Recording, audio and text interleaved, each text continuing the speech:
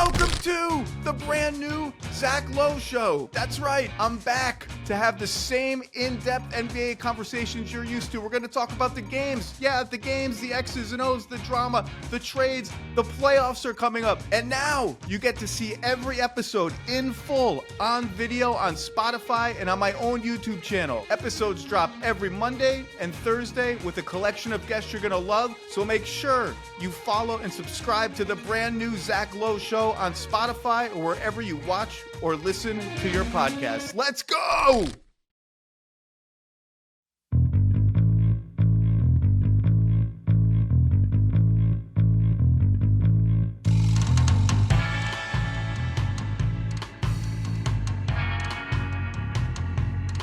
Welcome to the Prestige TV podcast, where we don't know how to smoke a cigarette, but we're doing our best. I'm Charles Holmes. He's Van Lathan. Together, we're known as the Midnight Boys. Pew-pew! And we're back to discuss season 4 finale of The Bear. Little housekeeping for y'all, all right? This is our last episode covering season 4 of The Bear. But if you want some more TV goodness, make sure you tap in with our homies over at the House of R. They are covering Squid Game season 3 and the Midnight Boys. We're locked in this week. We got a Midnight Court cooking for you. All right. We got, what else are we talking? Jurassic Park. Ironheart. We're talking about Ironheart. But today we're talking about the season finale of season 4 of The Bear, Goodbye, directed by Christopher Storer, written by Christopher Storer. Before I get into the plot of this episode, how are you feeling? I watched you watch this live at our desk. Yeah, it was a very emotional episode. Very emotional. A lot of emotions for me. And you kept pausing. It was so emotional. You kept pausing and turning to Jomi and food shaming him, laughing at the food, his lunch choices. There's a bit that I like to do, a gimmick, if you will. I have a lot of different gimmicks. But when someone's eating, I like to watch them eat and go, yeah, take a bite of that. That's my biggest pet peeve. That pisses me. It's like somebody's eating a burger and you're watching them and you're like, hey man, why don't you take a bite of that burger? They're already eating it. Why don't you take a bite of that burger? For some reason, when someone is eating something, if you ask them to eat it, they'll be like, they don't want to do it. But it's even worse when it's like a burrito or a burger, because I'm just like, there's no way to like eat that shit and look fly. Like you just are like, get in there. Take a bite of that. I started doing this back in the day with shrimp po' boys. We would get shrimp po' boys from Rainbow Market, Gardier, Baton Rouge, Louisiana. We sit down and we eat them, and somebody would be tearing their po' boy up. I'd be like, "Hey, bro, man, handle that shrimp po' boy. Get in there." And for some reason, it just bothers people, and it's funny to me. It's so annoying. But the plot of this episode of The Bear, Goodbye. Everything finally comes to a head as Carmy reveals to Sid that he's leaving her in charge of the restaurant. Carm's reasoning is that he's fallen out of love with cooking and doesn't know who he is as a person without it. Sydney doesn't take the news well and posits that Carm is being self-destructive and leaving the restaurant behind just as it's starting to get off the ground. Then Carm and Sydney finally discuss how she was very close to jumping ship to work with Shapiro. This process is then repeated with Richie, who finds out that Carm did in fact show up at Mikey's funeral, but left before anyone could see him. Sydney says the only way she'll take over at The Bear is if Carm adds Richie to the ownership group alongside her and Sugar. And we leave the episode with Sugar hugging a very raw Carmy as a clock that's been ticking all season finally counts down. With all that being said, Van, did they land the plane? They did. Wasn't a smooth landing. It was a rocky landing. I don't know if they landed the plane. Okay. It was very rocky to me. So let me tell you something. Let me tell you the way I look at this. I liked this episode. I don't buy what happened in this episode narratively. What part? Carmy leaving The Bear seems like it serves the business of television more than it serves the television show. Okay. It serves the fact that for this season to have steadied the show, which I think that it did. Yeah. And reestablished some things about the show, which I think that it did. That there wasn't really a real dramatic guillotine hanging over the show. So they kind of ginnied something up. You would have thought that perhaps whether or not The Bear was going to make it in terms of the countdown would have been the thing, but that ended up kind of being resolved. to a degree, a little bit. So Carmy leaving, even though it happened, he wanted to change it, the agreement, should I say, a couple episodes ago or whatever it was, and we saw that. Carmy leaving is kind of abrupt. It's not well developed, and it's kind of a stunt almost. Well, they did hint at it. No. They hinted at it, but it wasn't something that I feel like the show really devoted a lot of time to. No. Because there were 2 tracks, I feel like, for Carmy. And the track that they spent so much time on this season was him getting out of the kitchen and reconnecting with his family, with his mother, with Claire, and coming to terms with that part of his life outside of cooking. To your point, the other track was, is this what he even wants to do? Does he want to continue being a chef? Does he find love and satisfaction in it?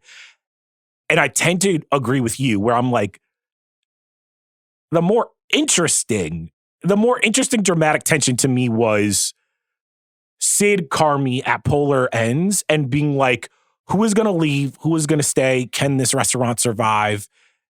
And they kind of at the end just kind of did the TV thing where it's like, of course the restaurant is going to survive, but now Carmy is this nebulous being where either it's going to be like Eric leaving that 70s show or a very prominent member like leaving a show, where I'm like, either Jeremy Allen White isn't on the Bear, or what I'm more so thinking is this Christopher Storer getting to have his cake and eat it too, where he can continue the adventures of Carm outside the restaurant and do the more artistic flourishes, the more off the beaten path episodes, while still giving people the sitcom flavor of all your favorite characters are in one place.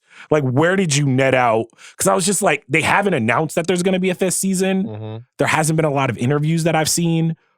At the end of this finale, where do you feel like it was going? I have no clue. I try not to mix up the business of the show with my appreciation for the show as a viewer. Yeah. Meaning, I try not to look at, how well is the Bear rating right now? What is the critical response to the Bear? Like, how is the buzz? All of that. Because you can get a gauge of how keen they are to bring a show that has been this type of prestige thief for FX for this long. You can get a gauge on how keen they are to bring that show back by looking at all of those factors. For us, and the purposes of what we're doing right here and my enjoyment of a show that I've really been into, I try to just look at it as to how I feel about it. And without pontificating too much on whether or not Jeremy Allen White will come back for another season. And I'm only doing this for the purposes of this podcast. Obviously, all these questions are in my head. I'm trying to think of what's the real impact and point of what I just looked at. And I don't buy it. I enjoyed the episode. It's very emotional, very raw. There was going to be a point where all of this stuff was going to come to a head.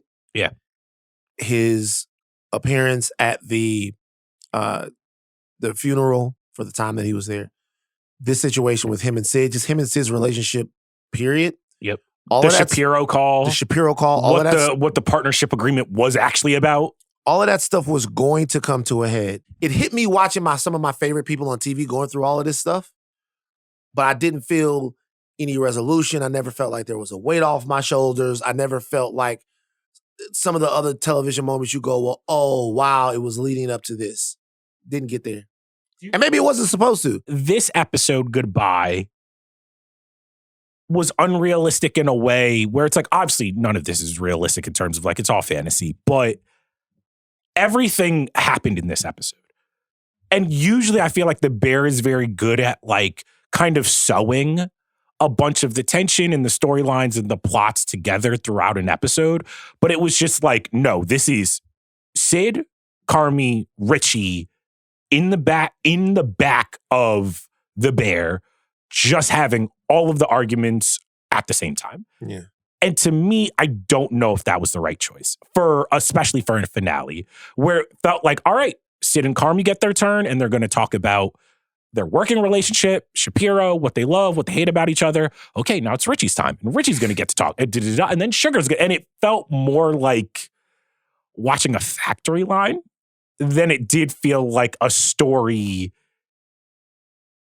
like a story, to your point, that felt like resolved in some way. And obviously this is TV, and it continues and it's never resolved. But I did not get that like this is a finale episode. It almost felt like a bottle episode. Yeah, I mean, look, as I was watching it, you saw me watching it. I'm like, wow, this is very intense. This is a lot. Well acted. Well, incredibly well acted.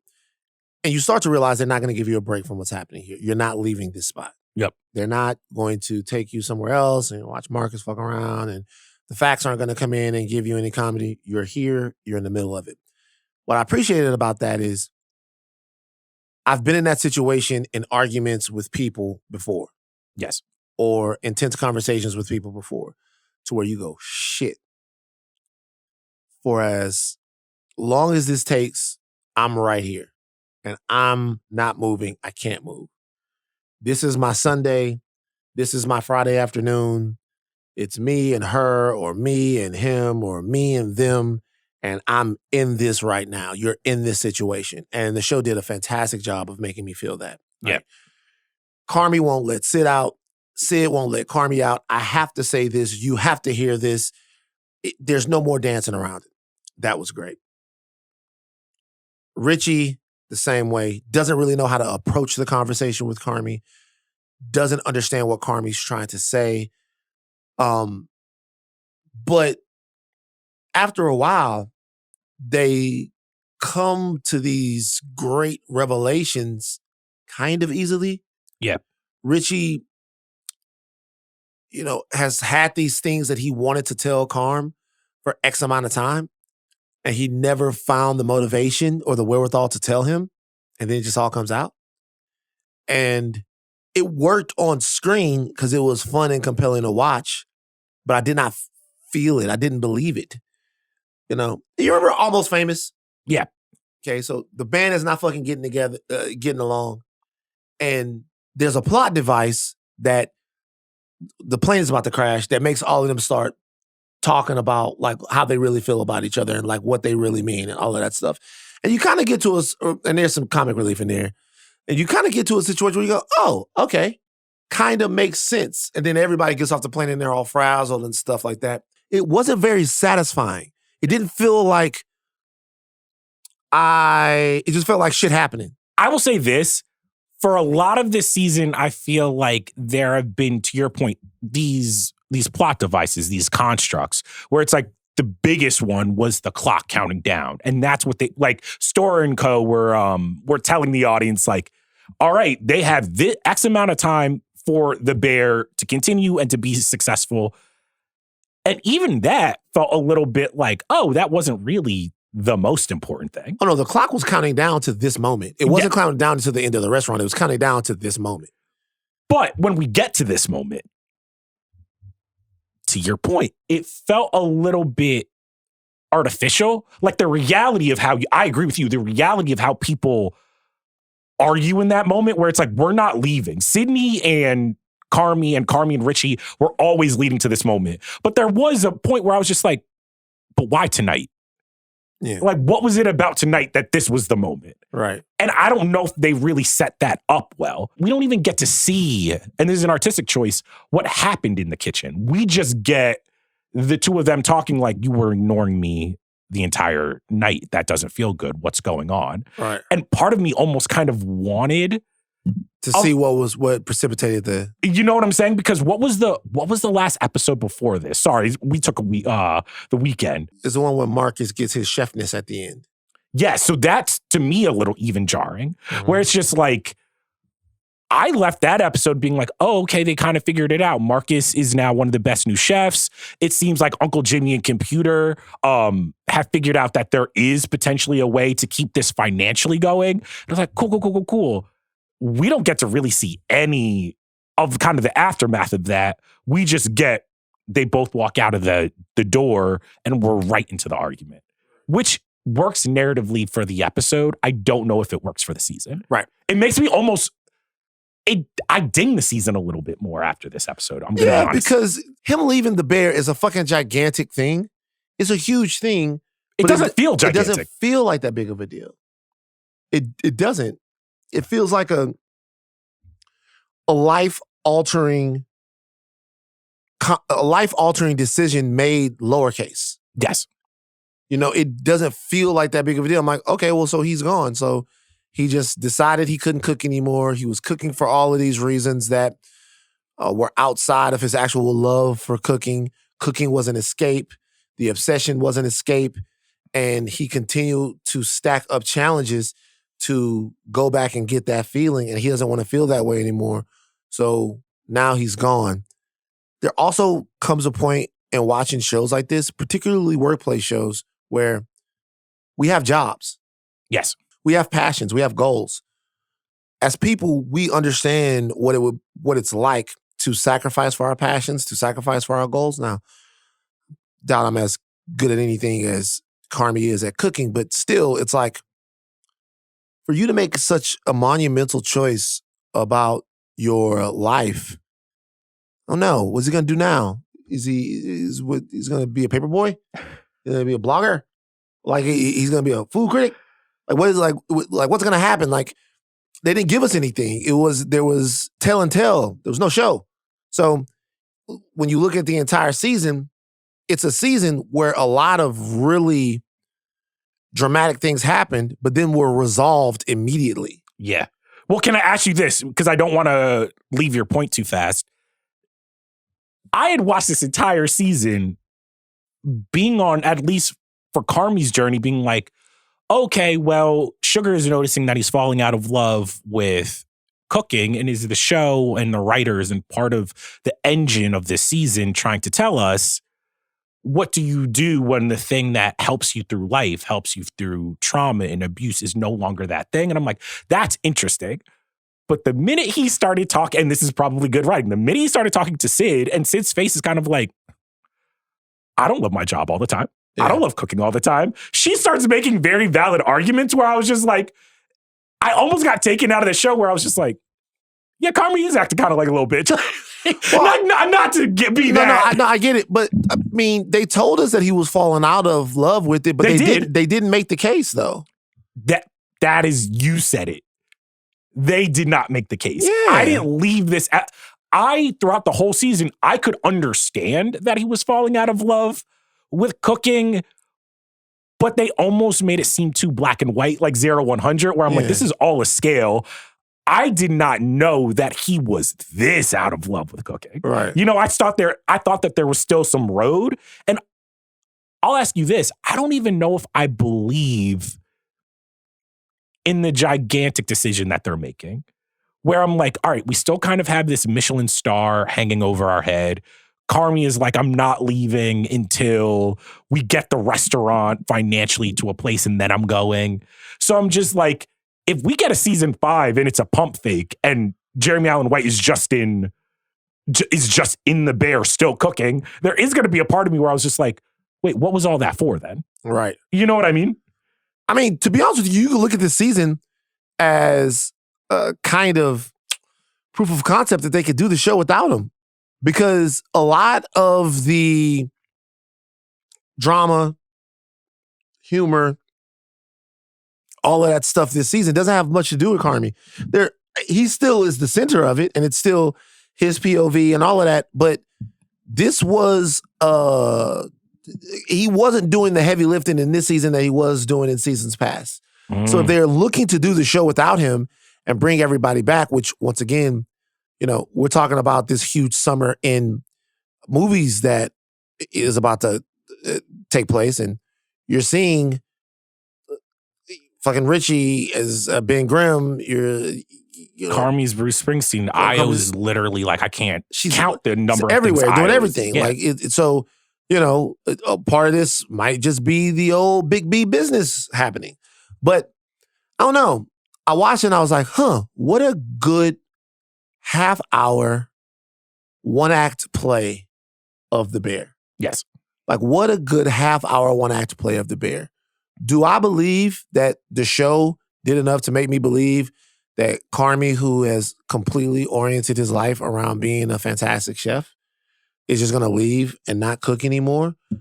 Have they showed anything else that can replace what cooking is in his life? I mean, was that the reason why they were sprinkling in his love of architecture and him on his days off going to a museum? Or like when he's talking about, like, in previous seasons, it seemed like he enjoyed decorating the restaurant and building the restaurant and what chairs go, like, more than he loved the food. So I feel like they have been sprinkling that he does have other interests. He just doesn't know them. But once again, I'm like, over a season of fucking television, you got to do a little bit more work. You know, what I'm saying is, yeah, I know he has other interests. Michael Jordan loves cigars. You know what I'm saying? Like, he has other interests. Michael Jordan likes to play golf. Michael Jordan likes cigars. Like, if you know about MJ, you know there's other shit that he liked to do. Play a little golf, cigar. Maybe put down a little wager.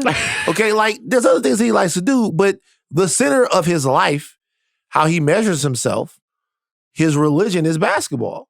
Yeah. And if I'm thinking about Michael Jordan, when Michael Jordan gave up basketball for the small amount of time that he gave it up to Chicago legends we're talking about right now, Carmy and Jordan, the reason why he did it, and, you know, this is what I'm talking about real life now. I know this was a tremendous tragedy for the Jordan family and for the sports world, but the reason why he did it was that type of earth-shattering perspective realignment thing.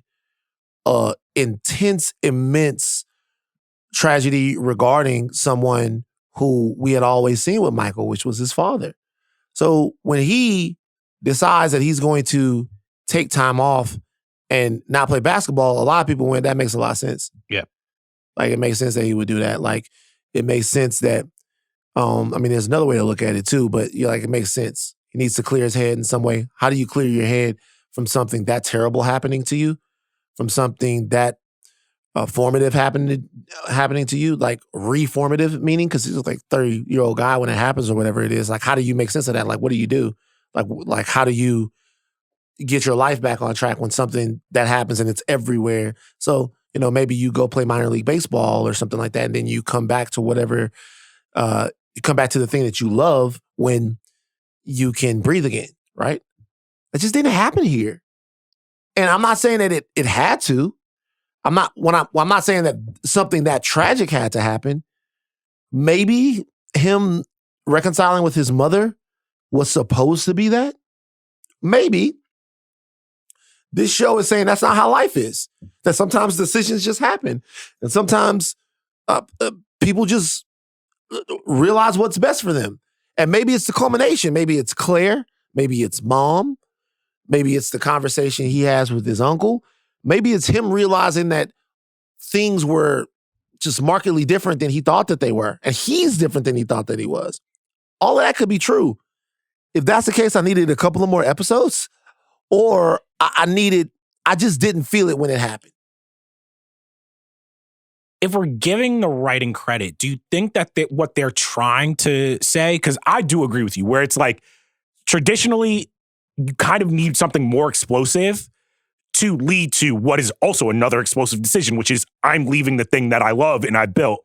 But you could also say that when Richie realizes that Carm came to the funeral and left, I think that was part of the show being like, the grieving process is not a straight line. Some people grieve. That's true. Right after the death. And then it takes people years. Like when you talk to therapists or grief counselors, like some people, it takes them 3, 4, 5 years, 10 years, 15 years, and it hits them.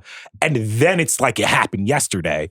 And I think partially is that happening to Carmy. It could be. That's a very astute point. He could really just be starting to process the grief that he feels for his brother. And not just his brother, but we've talked about his brother. We've talked about his dad, the absence of his mother.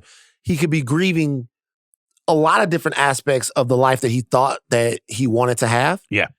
And maybe the first stage of that, and look, we've also been, there's a scene that we haven't talked about this season. It was a great scene. It was with that lady from Sorry to Bother You. You know, the white lady. I'm sorry to bother you. We're seeing? They're in a support group, the support group that Carmy goes to. Yes, that was a great, yeah. Fantastic scene. I don't know why we missed it. She's talking about this incident that happened with her brother. What happened was she's leaving. Her brother struggled with addiction, and she told her brother to water her plants. Yeah. And she comes back, and her worst fears about leaving him by himself are realized. A bunch of addicts are in her house. Naked people on the couch. Throw up everywhere. Yeah. Empty pizza boxes, the whole nine. They've obviously been raging on benders and the whole nine. She gets to her brother. Her brother is in the bathtub, fully dressed, not where she thought he was going to be, which is OD'd somewhere. She finds him in the bathroom, fully dressed. And she sits down and she looks at him, she starts crying. And he says to her, brilliantly written monologue, by the way. Brilliantly written monologue. He looks at her and he says, I watered the plants. Right? Yeah. And when I watched that like 3 times in a row. Right? The point of that to me is her talking about the things that she knew the stuff that she thought meant stability. What she thought meant stability was him watering the plants. Yeah. That was the thing she was afraid of. She would think if he can remember to water the plants, or if he can water the plants, if he has enough responsibility, enough consistency to water the plants, then that must mean he's okay. Yeah. But that doesn't mean that. There's no one thing that means you're okay. So if you're an excellent cook, if you're great at your job, if you're always on time, there's no one thing that means you're okay. Because he did water the plants, but everything else was fucked up. And for Carmy, he was a great chef, is a great chef, but everything else was fucked up. Yeah. And I knew that that's what that meant, but I thought we would resolve it in a more linear way. Or I thought I would know when it was time to begin to resolve it. I didn't see it coming. Not only did I not see it coming, the show never got me to the point to where I felt like it had to happen. And that's the thing. It's like, okay, well, shit, it's really fucking happened to Carmy right now. Like Carmy it's whatever. It's just, he just kind of relented over the course of 3 or 4 episodes. Someone would say, give me less components. He'd be like, yep. Someone would say, hey, do it this way. He would be like, yep. Someone would say, yeah, he just relented.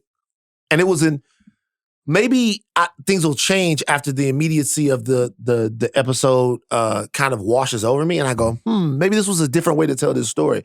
But for right now, it kind of landed with a little bit of a thud. I still love this season, and I love this episode, but it landed with a little bit of a thud. So to you then, what do you think the significance of Carmy picking up a cigarette and smoking again? Because what I had realized in that moment where I was like, it doesn't feel like, I don't know if the show is operating in this gray area for me, where could you argue that Sid is potentially right and that Carmy is pushing away his family, these people, something that's finally going good, and potentially that, like, he's doing things for the right reasons, but to me, when he picks up the cigarette again, I'm like, you're doing this because you do want to save the restaurant, but you are going about it in the least effective way possible. In almost a very, I felt over the course of this episode, I'm like, Carmy's going about this in a very destructive way. Like there was a lot, like he could have had a conversation with Sid about like, here's what I'm thinking about like myself and my role. This is why I want to leave. I want to change this. What do you think about it? Same thing with Richie being like, hey, Rich, like, instead of doing that, basically they have to catch him in it. You know what I'm saying? Yeah. It's not an ambush, but it starts to feel like that because he's like freaking out. He's like, yo, give me time. Let me explain. And I'm like, to me, the part of the cigarette is I'm just like, is he actually going back to some of his old ways? He is. I think it kind of illustrates that he just can't be, at this point in his life, a fully functional person. He kind of emotionally rods from Peter to pay Paul. Yeah. So, as you get older, what you start to realize is, I spent my entire 30s at TMZ. Ripping and running, being a bad partner, being a bad son, being like burning myself out, like trying to be up on everything. And I wasn't like breaking a whole bunch of stories because I didn't want to talk to people. It's very difficult to talk to somebody after they've had a DUI. Because like a celebrity talking to you about their DUI, like after they've had it, because other people would talk to reps. Yeah. But some of these people, I know these people. And so like I would see them around town and stuff like that. So I get them on the phone, man, what happened? Bruh, man, you ever had, funny, I won't name the celebrity, but I was like, yo, bruh, like, they got you. It's the whole thing. It's like, hey, man, you ever had a fireball? I'm like, what? Yeah, this happened. He's like, I'm like, yeah, I had a fireball. He was like, man, them fireballs, they taste like peppermint. I'm like, yeah, I'm aware of what are you talking about? He's like, man, I was on them fireballs. And I just burst into laughter. So you mean to tell me you got this kind of career going and you get a DUI and what you gonna tell me on the phone is, man, I was on them fireballs. And I didn't even know I was as drunk. That's what they took. And I didn't really even know what the joint was then because I didn't drink them in college. But also, what celebrities drinking? Like, come on. Nah, this was, you'd have to know the type. This was at a party. Somebody was leaving a party in the valley and they were going back to where they live. And at this party in the valley, I think maybe the people might have been a little bit younger or whatever. And they were on the fireballs and didn't realize how fucked up they were. They were taking the fireball. They would hit the fire. The fireball was hitting them. Right. So, but for me, that call was happening at some weird random time where I should have been paying attention to something else. Like I was with, me and Khaliqa were at dinner and I'm getting that call. I'm like, I have to take that call. So then I have to go outside and I have to massage this person. And then I have to, because when they first pick up, they're going to be mad. How could you do this? You should help me not make the site and all of this stuff. I can't do any of that. Like I have to talk to them. It's going to take a while. Yeah. And that's coming out of my life. Like that's taking a chunk out of my life that like even me to be able to come back and know that I'm saying this call right now is more important than this dinner with this person. This call right now is more important than anybody else who called while I was doing that. And if you're in that life, that's the way that it's going down. So when I watched Carmy and when I watched them have that conversation, the cigarette almost was like a hot potato. It almost was like Carmy was going to smoke the cigarette. She's trying to smoke the cigarette. They're trying to share the weight in there. They're trying to share the weight. They're trying to share the emotionality of this, but it can't be shared. That's why when Sugar comes in at the end, she just breaks it down. She sees him. It's all empathy. It's all emotion. It's tears. It's a hug. Roll credits. Because everyone else they're trying to share it. And maybe they're trying to disperse it for us. Mm-hmm. And they're trying to give us Richie stuff and Sid stuff. Sid is smoking for the first time because she is in this situation with the Berzados for the first time. It's almost like she's taking communion. Yeah.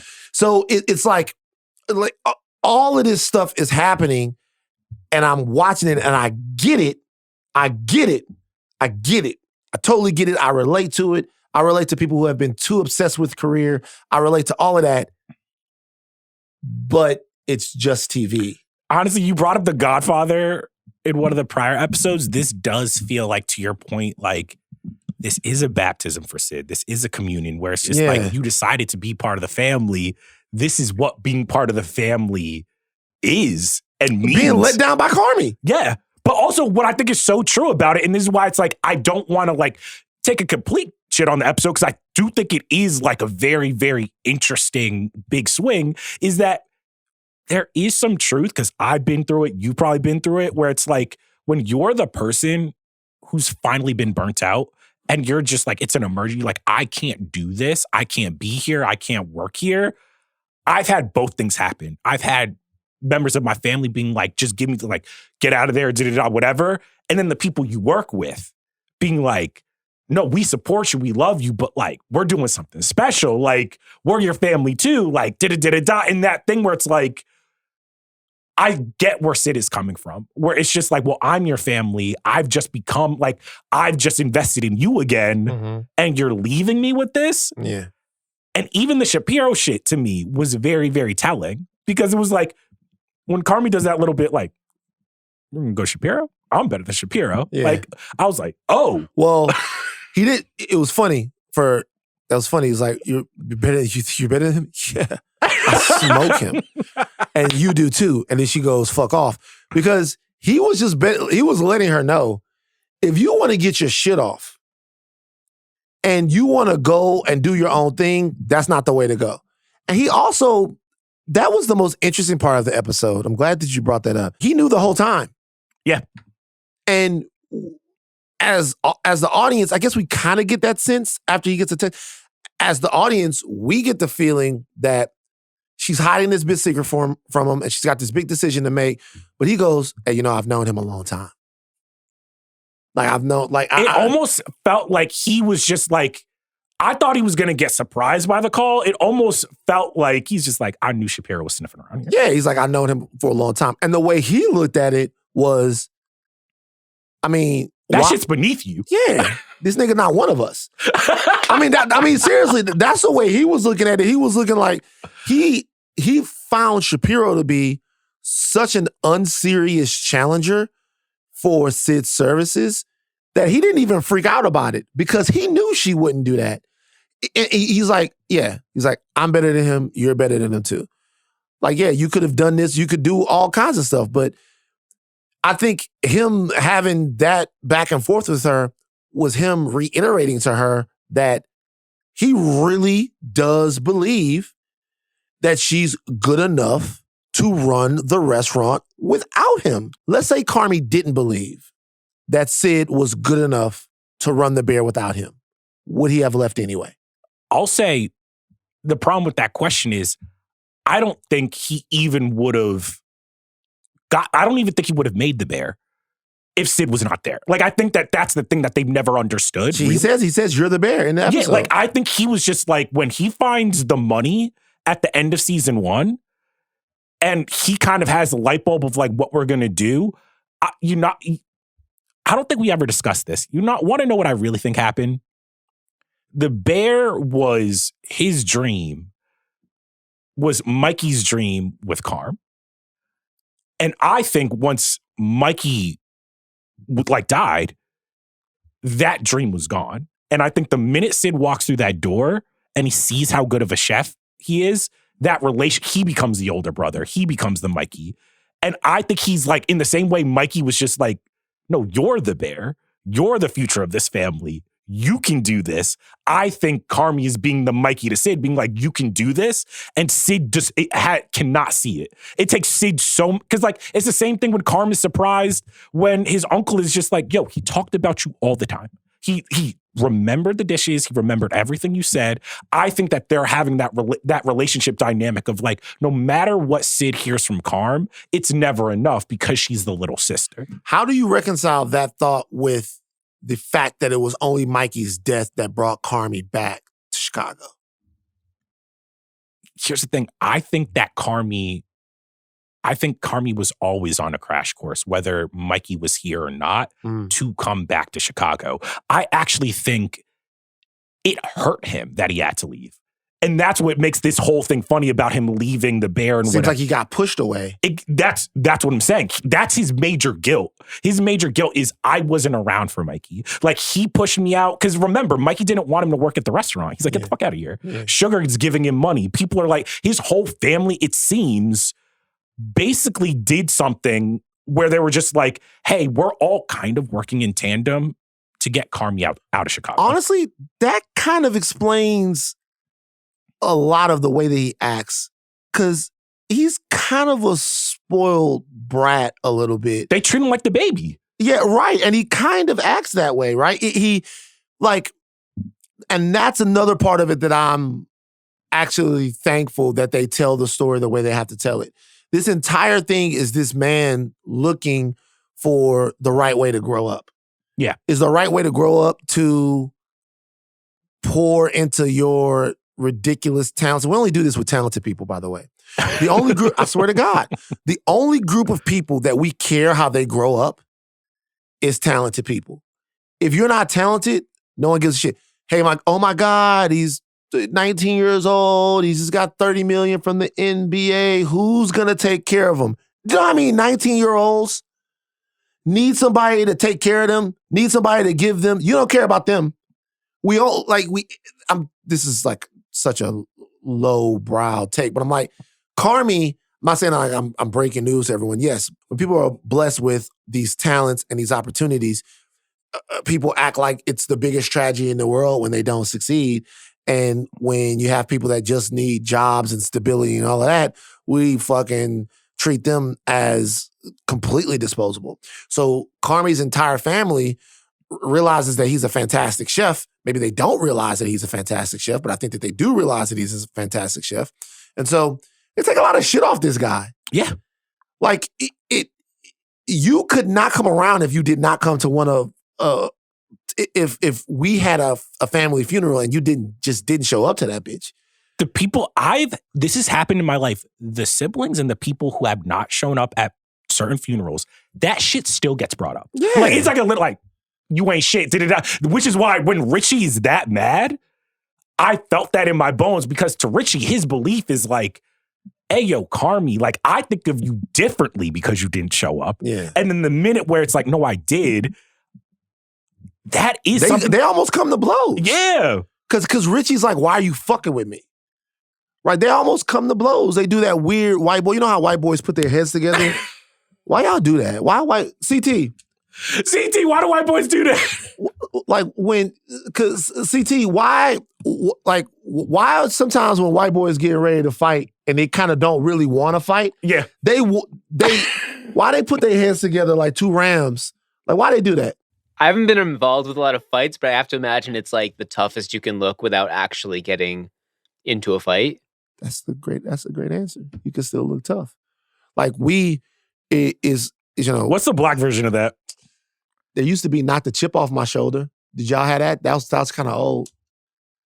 What was that? So knock the chip off my shoulder.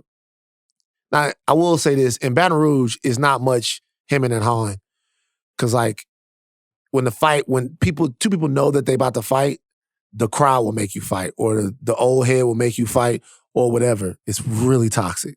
I can't tell you how many times there's been somebody sitting with a beer like, both of y'all pussy. I've been watching y'all bump your goddamn gums for 5 minutes. Both of y'all pussy, do something. You're fucking 42 years old. Wait, so what's knocking the... So knocking the chip off the shoulder is, there was something that would happen where you would grab like something off the ground. It's like a rock. It's a little piece of stick or something like that. And you put it on your shoulder and you'd be like, knock this off my shoulder. And if the person knocks it off your shoulder, then it's on. Now, you're putting them in a situation to where you not willing to throw the first punch. Maybe they not willing to throw the first punch, but you still want to call their shit a little bit. So you put the shit on their shoulder and you go, knock that shit off my shoulder. Now, this is like young. And then if you knock it off, you gotta do it. But that's the, I guess, the putting their heads together. This is all races, but my favorite, whenever anybody does it, take their shirt off, I'm like, all right, man, we don't got to do it. Can I tell you something though? If somebody started taking their shirt off in front of me, I would hit them while they were taking the shirt off. What? Yeah, for sure. That's dirty. Same thing if somebody's starting to take their chain off, you just if we to the point to where you're getting ready for the thing, and I know that a fight is happening, used to be so much. This is also toxic. I apologize, but it would be a point to where like I would be so pent up and like actually scared, right? Scared, but the fear was more of the uncertainty, like not knowing what was going to happen. But the kind of guy I've always been, and once I know something is going to happen, there's a wave of calm. Like when I first started moderating panels and speaking publicly and doing all of that stuff, going up to the stage, on the way over, fear. Get out there on the stage, see the crowd, everything's okay. So once I know that we are fighting, I'm good. And that taking of your shirt off, you want to fight. Or you're trying to tell everybody else that you want to fight, and I'm not about to do it. And so now you're trying to make me look like a hoe. If I see you taking your shirt off, I'm going to hit you while you're taking the shirt off. Straight up. I'm running to you while you're taking the shirt off. I don't give a fuck. Fuck that shit. That place is dangerous, man. You got to get a couple of dubs on whatever. How did we get on this? But so what I'm saying is that like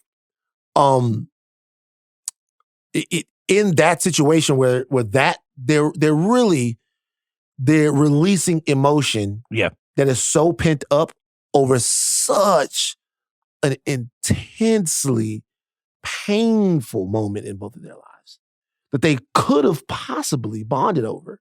I mean, even it broke my heart when Richie was describing his thought of how Carmy's life was going. Because he tells that story about him and Mikey going on the road trip. It was the best day. Like, it was the best day. We were just driving down, listening to music, whatever. And he's like, I was like, this must be how Carmy's living every day. And Carmy looks at him, he's just like, I was going through fucking hell. What are you? And I'm like, to bring it back, I think that that's what's funny about the Bearzados is I could see all the Bearzados being like, oh shit, Carmy's so talented, he got out, he's living the best version of his life.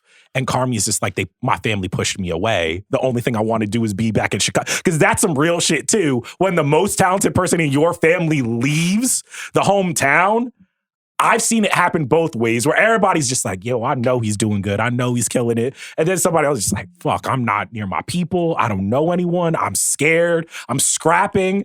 And like when you come back home, people want you to have this feeling of just like, tell us everything that happened. Tell us how good your life is. And you're almost like, shit, I can't really share with them that I'm like, not okay. I'm struggling. And then to add on to that fact, the person I love the most in the world died and I wasn't here. It's true. I mean, this season, if I was like kind of reducing it down, it's kind of everybody growing into their roles. Richie kind of growing into the role of being the rock of that portion of the restaurant. Sid growing into her role as the head chef of the Bear, the person that makes things better there. Yeah. Because there's a difference between the talent and the person that makes things better. In a lot of bands that you guys listen to, there's one person that is the most talented person. Yeah. And then there are other people in that band that are keeping that band together. So I mean, and everything in sports, it's just like there's the most talented person, and then there's the person where you just like, you hear about the locker room guy. You hear about like that person has to be talented too. Don't get me wrong, right? But there's normally somebody that's keeping that shit on schedule because, man, if you've been around a lot of talent in your life, and everybody listens to this, I'm sure has, there is nothing more frustrated than a highly talented person. I'll just say this, for all the people who be making fun of rappers' weed carriers, what you'll actually realize is a lot of time the weed carrier is the one person in the world when that talented person is going off the fucking deep end. That can talk to them. That can talk to them and be like, yo, like the manager, everybody. He's like, I'm not talking to anyone. And they're like, hey, yo, man. Right. Yeah. And then Sugar as the caretaker of the family. Yeah. Sugar as something that the Berzados don't seem to have had in a long time, which is somebody who cares about everybody else enough to emotionally sacrifice for them. Didn't seem like their dad was capable of it. Their mother certainly hasn't been capable of it, even though you see her trying to do it. But Sugar seems like the person that is cool enough to make room for everyone to talk to her and to care about that. That's why it was so funny when she was going off about Franny Fack, because everyone wants Sugar's love so much. And Fack is back there like, am I still your special little boy? She's like, no, you have devastated me. But Carmy's actually doing the thing that his mom couldn't, where it's like, you could read this as he knows he's the toxic component in this, and he's trying to remove himself before he makes things worse. And Carmy's thing of all of that stuff is just trying to be a person. is just trying to be a guy, a dude, and giving himself space to love, giving himself space to be vulnerable, to like stop throwing his vulnerabilities into recipes. He says in the episode, he goes, "There's nothing for me to pull from, to draw on." Yeah. The thing that was there to pull from and draw on, the reason why he could take that unbelievable browbeating that he took from Joe McHale's character, the chef, the reason why that was all there is because it was pure escapism.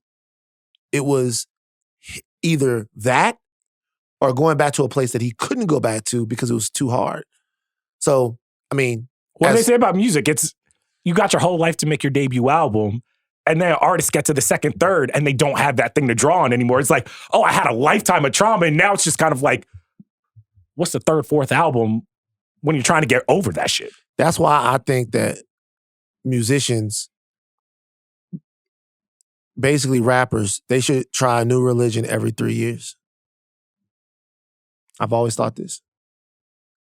If you're a musician, you should do a new religion every 3 years. No. Yeah, you should. Because I'll tell you why. Back in the day, it used to be different. Like, Led Zeppelin would write a song about fucking Lord of the Rings or some shit like that. And the fires of Mordor, and we're coming for you. You know what I'm saying? Like, it like that would, but these rappers, I want to hear the Christian, I want to hear the Muslim. I want to hear the Muslim. I want to hear these Talmud raps. I want to hear these Hindu raps. Nah, I don't want no Black Israelite raps, bro. I want to hear all of it, bro. I want to hear the new shit that you done learned. You know what I'm saying? I want to hear different shit. I want you to fuck with a cult a little bit. Kanye joined that cult. That he actually started his own cult, and then he made an album around it, and that album was kind of all right. Jesus is King? Nah, that one was not. But that was a cult album. That was a cult album. That was all right. But Donda, while we're talking about, we might as well talk about what a great fucking artist Hitler was at this point. But but what I'm saying is, I think sometimes you gotta switch it up. And maybe Carmy now that he's a normal guy, maybe he'll do normal guy plates. Maybe he'll go work at the Bear lunch counter. Oh, honestly, Carmy, I agree with you. A little spoiled. Maybe he needs to be next to Ibra, sling some sandwiches, get his fucking mind right. Or maybe he'll be a fucking bum on Claire Bear's couch. And last thing I'll ask you, will the people in Carmy's world accept him not cooking? I don't think so, because if I know anything about just life and what makes good tension and good storytelling, there's nothing that the people in your life hate most or more than you being in that in-between zone. They don't like it when you're good at something and you don't do it. Your family don't like it when you're really good at something and you don't do it. They do not like that. Because it is their conception of you, the conception even that, not just the world, but Carmy's family has of him, is we understand you when you are in the kitchen cooking. That is you at your best self. Even when you're freaking out, whatever, to your point, people love talent, and they can say, through all the drug abuse and addiction that this family has gone through and all the trauma and everything, it was worth it. We see it on the plate, it was worth it. And I'm wondering, when there's no longer that plate, how do people give Carmy the benefit of the doubt when his talent is not the thing that he's selling them? I wouldn't. We shall see. Because when he's not cooking, he's nothing but chain smoking, moody emo. Yeah, like the best thing about him is that like he can do all of this stuff and make a great plate. Now you're going to have to go out here and be a person. Good luck, Carmy. That first time, your uncle, he be pulling in them checks and he retires and he's around the house too much. Yeah. He going to be in Claire Bear's apartment. She like, yeah, nigga, get a job. Claire about to be a doctor. Telling you. Or she just finished her residency or whatever. Yo, guys, that has been our coverage of The Bear Season 4. Thank you so much for supporting us, listening to us. Thank you to Van. Thank you to our boy behind the keys, the board, CT. Thank you to Kai for all of his work this season editing. Kai is our man. And thank you so much to, the czar of Prestige TV, Justin Sayles. Yeah. And, we'll be back very soon. We're going to take CT out to get in the fight. CT, your goal for this summer is to get in a fight. I'm gonna bring somebody. All the white boys at the Ringer. My goal is we gonna get them into some fights. All of them. I want all of y'all to fight. Actually, Steve, we could do a white boy Ringers fight club and we could preside over it. Rob Mahoney, Steve, Rob CT. Mahoney taking everybody. I think Rob Mahoney. Rob Mahoney got perfect posture, reach, the whole nine. Ryan Russillo ain't in this. Ryan can't be in it because if Ryan got in it, Ryan probably gonna wreck everybody. Ryan would be flossing with Ryan Diesel, bro. Let's